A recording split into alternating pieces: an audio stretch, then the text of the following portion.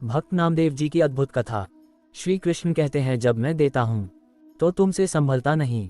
कंधे पर कपड़े का थान लादे और हाट बाजार जाने की तैयारी करते हुए नामदेव जी से पत्नी ने कहा, भगत जी, आज घर में खाने को कुछ भी नहीं है। आटा, नमक, दाल, चावल, गुड़ और शक्कर सब खत्म हो गए हैं। शाम को बाजार से आते हुए घर के लिए राशन का सामान लेते आइएगा। भक्त नामदेव जी ने उत्तर दिया, देखता हूँ। जैसी कृष्ण जी की कृपा। अगर कोई अच्छा मूल्य मिला तो निश्चय ही घर में आज धन धान्य आ जाएगा।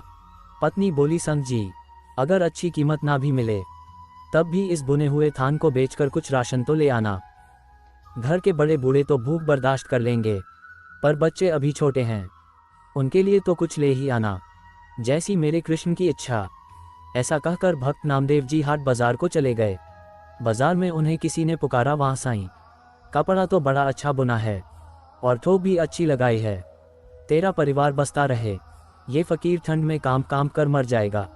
दया के घर में आ और रब के नाम पर 2 चादरों का कपड़ा इस फकीर की झोली में डाल दे। भक्त कबीर जी, 2 चादरों में कितना कपड़ा लगेगा फकीर जी? फकीर ने जितना कपड़ा मांगा, इत्तेफाक से भक्त नामदेव जी के थान में कुल कपड़ा उतना ही था और भक्त नामदेव जी ने पूरा थान उस फकीर को दान कर दिया। दान करने के बाद जब भक्त नामदेव जी घर लौटने लगे तो उनके सामने परिजनों के भूखे चेहरे नजर आने लगे। फिर पत्नी की कही बात कि घर में खाने की सब सामग्री खत्म है, दाम कम भी मिले तो भी बच्चों के लिए तो कुछ ले ही आना। अब दाम तो क्या, थान भी दान जा चुका था। भक्त नामदेव जी एकांत में पीपल की छांव में बैठ गए। जैसी मेरे कृष्ण की इच्छा। जब सारी सृष्टि की सार पूर्ति वो खुद करता है तो अब मेरे परिवार की सार भी वो ही करेगा। और फिर भक्त नामदेव जी अपने हरि कृष्ण के भजन में लीन हो गए। अब भगवान कहाँ रुकने वाले थे। भक्त नामदेव जी ने सारे परिवार की जिम्मेवारी अब उनके सुपुर्द जो कर दी थी। अब भगवान जी ने भक्त जी की झोंपड़ी का दरवाजा खटखटाया। नामदेव जी की पत्नी ने पूछा, कौन है? नामदेव का घर यही है ना? भगवान जी ने पूछा। अंदर से आवाज आई, हाँ जी यही है, आपको कुछ चाहिए? भगवान सोचने लगे कि धन्य है, नामदेव जी का परिवार घर में कुछ भी नहीं है, फिर भी हृदय में देने की सहायता की जिज्ञासा है। भगवान बोले, दरवाजा खोलिए। लेकिन आप कौन? भगवान जी ने कहा, सेवक की क्या पहचान होती है? भक्तानी। जैसे नामदेव जी कृष्ण के सेवक, वैसे ही मैं नामदेव जी का सेवक हूँ। ये राशन का सामान रखवा लो। पत्नी ने दरवाजा पूरा खोल दिया। फिर इतना राशन घर में उतरना शुरू हुआ कि घर के जीवों की घर में रहने की जगह ही कम पड़ गई।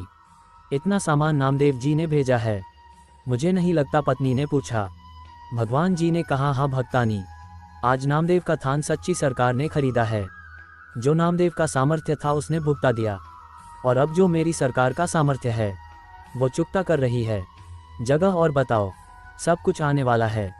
भगत जी के घर में शाम ढलने लगी थी और रात का अंधेरा अपने पांव पसारने लगा था। सामान रखवाते रखवाते पत्नी थक चुकी थी। बच्चे घर में अमीरी आते देख खुश थे। वो कभी बोरे से शक्कर निकाल कर खाते और कभी गुड़, कभी मेवे देखकर मन ललचाते और झोली भर भर कर मेवे लेकर बैठ जाते। उनके बालमन अभी तक तृप्त नहीं हुए थे।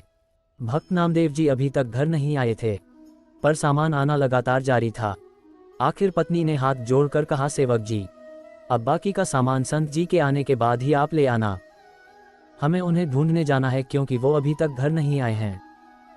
भगवान जी बोले, वो तो गांव के बाहर पीपल के नीचे बैठकर कृष्ण भगवान का भजन सिमरन कर रहे हैं। अब परिजन नामदेव जी को देखने गए। सब परिवार वालों को सामने देखकर नामदेव जी सोचने लगे, जरूर ये भूख से बेहाल होकर मुझे ढूंढ रहे हैं। इससे पहले कि संत नामदेव जी कुछ कहते, उनकी पत्नी बोल पड़ी, कुछ पैसे बचा लेने थे। अगर थान अच्छे भाव बिक गया था तो सारा सामान संत जी आज ही खरीद कर घर भेजना था क्या? भक्त नामदेव जी कुछ पल के लिए विस्मित हुए। फिर बच्चों के खिलते चेहरे देखकर उन्हें एहसास हो गया कि जरूर मेरे प्रभु ने कोई खेल कर दिया है। पत्नी ने कहा, अच्छी सरकार को आपने थान बेचा और वो तो सामान घर में भेजने से रुकता ही नहीं था। पता नहीं कितने वर्षों तक का राशन दे गया, उससे मिन्नत करके रुकवाया बस कर। बाकी संत जी के आने के बाद उनसे पूछकर कहीं रखवाएंगे। भक्त नामदेव जी हंसने लगे और बोले, वो सरकार ही है ऐसी, जब देना शुरू करती है तो सब लेने वाले थक जाते हैं। उसकी बख्शिश कभी भी खत्म नहीं होती। वह सच्ची सरकार की तरह सदा कायम रहती है। जय श्री कृष्णा। राधे राधे।